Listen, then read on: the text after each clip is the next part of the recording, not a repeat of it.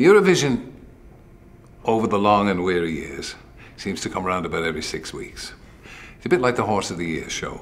You think, not the Eurovision again.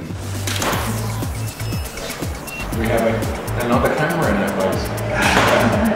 I'm moving on this one. Yes, I bet that I'm moving. Moving target, how is it? There we go, let's go guys, let's love it. Yeah, I started doing the Eurovision in 1973. I was a boy broadcaster at the time who'd come across, penniless, without a shoe on my foot, to work for the BBC on the radio. That was in about 1970. And then, in their foolishness, the BBC offered me the opportunity to do the Eurovision Song Contest for radio, which I did. And that meant I had returning to Ireland, because it was being staged in Ireland at the time. And I think there's a certain significance to the fact that it was being staged in Ireland in a small theatre called the Gaiety. The Gaiety Theatre was a music hall, which even, you know, at its best wouldn't hold more than 1,000 people. And so they did the Eurovision contest from there. 15 countries taking part, the presenters sitting in the boxes, and everybody performing on this very small stage, and the cameras and everything else, and the commentators sitting where they could. And when you compare and contrast that with last year, or in Greece, or in Copenhagen, where there were 35,000 people, it was a football stadium, and the Danes, in their entrepreneurial spirit, were selling vodka shots up and down the aisles. A far cry from my very first one. I try to, as I say, reflect what I think the great British public is going to think. And nobody else, as far as I know, does that. I think the French have kind of jumped on the bandwagon, but the fellow who's doing it is a little bit cruel. I hope I'm never cruel, because I have such affection for the contest.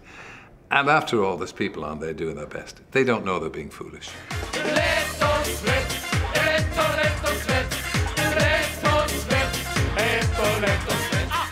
And incidentally, I usually go to 2 rehearsals. So I go on the Friday and I go to the dress rehearsal. And in all my years doing it, I've never yet picked a winner. I have no idea what's going to win the contest. Mainly because I'm a music lover. I think Andy Abraham's song is probably the best we've had as an entry for several years now. I have despaired over the last couple of years at our selections. I don't know what we're trying to do. You can't be camper than the Eurovision Song Contest.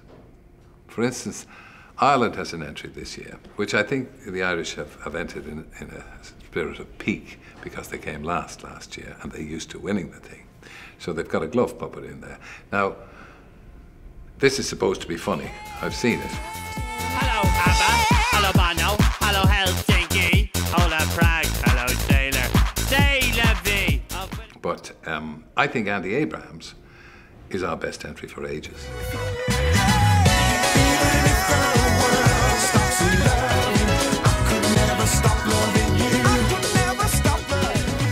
There's no point in getting steamed up at the Eastern European bloc voting if, in fact, I'm there to, as it were, have fun at the Eurovision Song Contest. And that's why I think the British public don't worry too much if they came second last, or if the voting appears to be for Eastern European countries, because we're looking at it in a slightly different light.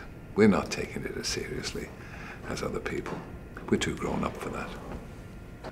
People say to me, I mean, you take the P out of it, and well, yes, I do, because it's the very essence of it.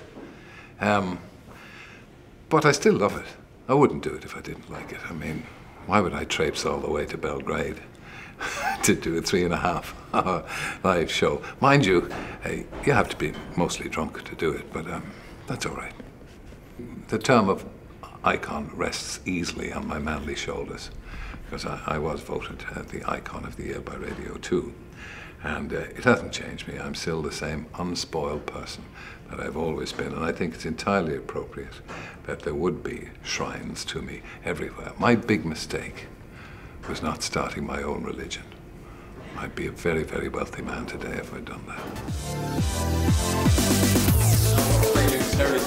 funny. The two fingers on the head. Come on, have a bit of faith. Yeah. Go on, have a look, trust me. Look. And then we might just try a couple of these sitting. Wouldn't like us lying down with our clothes on. Now you mention it. How many more do you need to make? I don't know what I expected.